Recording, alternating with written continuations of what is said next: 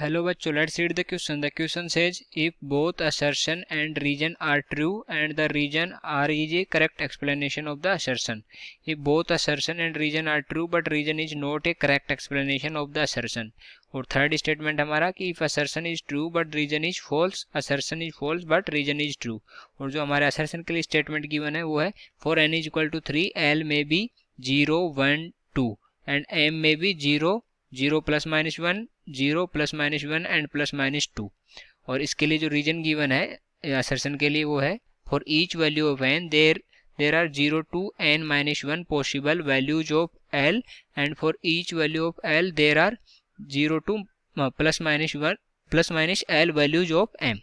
Okay, तो हमें दे बताना है कि कौन कौन से स्टेटमेंट इनमें से करेक्ट है और जो हमारा रीजन है वो इसको असर्शन को करेक्टली एक्सप्लेन कर रहा है या नहीं कर रहा है.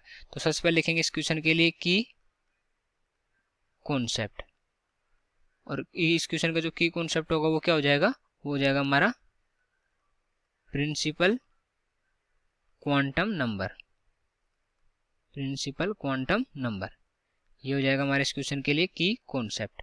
अब हम देखते हैं जो क्वेश्चन में गिवन है, सर्सन में गिवन है n इज इक्वल टू 3 के लिए. तो n इज इक्वल टू 3 के लिए हमें देखना है कि इसमें l की वैल्यू और ये जो हमारा m की वैल्यू क्या क्या होंगी. तो n इज इक्वल टू 3 है हमारा, तो n क्या होता है प्रिंसिपल क्वांटम नंबर और l क्या होता है हमारा एजीमुथल क्वांटम नंबर. तो इसके लिए जो l की वैल्यू होंगी वो क्या होती है, l की वैल्यू होती है 0 to n माइनस 1. तो जो n की वैल्यू होगी उस 0 से लेके जो l की वैल्यू होगी वो क्या होगी 0 से लेके, और जो n की वैल्यू होगी उसमें माइनस 1 करेंगे तो l की वैल्यू आएंगी. जैसे अगर n इज इक्वल टू 3 के लिए हमने निकालना है तो कैसे निकालेंगे, l इज इक्वल टू 0 हो जाएगा, 0 to n माइनस 1 मतलब 2. तो कौन कौन से हो जाएंगे, l is equal to 0 1 and 2, ये 3 आ जाएंगे हमारी l की वैल्यू. तो n इज इक्वल टू 3 के लिए 0 1 2 आ गई. अगर ऐसे ही हम अगर m की बात करें तो m क्या होता है हमारा, m क्या शो करता है, ओरिएंटेशन शो करता है. ओरिएंटेशन जैसे हमारा अगर p है तो p के लिए p में कितने होते हैं, 3 इलेक्ट्रॉन होते हैं. तो एक क्या हो गया px हो गया, py हो गया और तीसरा हमारा pz हो गया.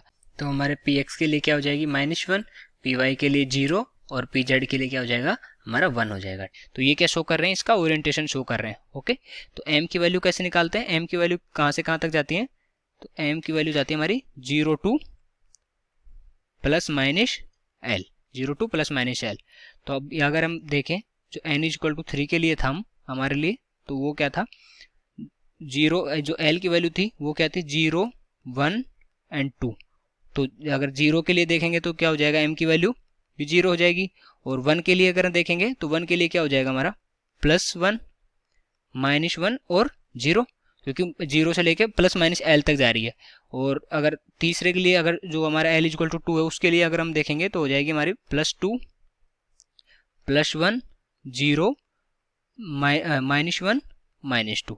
तो ये आ जाएंगे हमारी m की वैल्यूज, राइट. तो और ये आ गई l की वैल्यू, और फॉर्मूला कौन सा यूज किया हमने 0 to n -1, और जो पॉसिबल वैल्यू ये होगी l की, और m की क्या होते हैं 0 to प्लस माइनस एल. और यहाँ पर हमें गिवन भी है ये असर्शन में भी. तो ये हमारा जो असर्शन है ये करेक्ट हो जाएगा यहाँ से, क्योंकि ये वैल्यू क्या आ रही है 0 1 2 आ रही है, और यहाँ से m की वैल्यू भी सेम आ रही है. और ये हमने मतलब जो रीजन है हमारा वो भी करेक्ट हो जाएगा. क्यों करेक्ट हो जाएगा, क्योंकि यही फॉर्मूला हमने यूज किया है, और इसको जो असर्शन है उसको करेक्ट प्रूव करने के लिए इसी तरीके से करेंगे हम. तो ये इसको करेक्टली एक्सप्लेन भी कर रहा है. तो कौन सा स्टेटमेंट हमारा करेक्ट हो जाएगा, जो फर्स्ट ऑप्शन है वो करेक्ट हो जाएगा. So I hope you understood it well. Best of luck.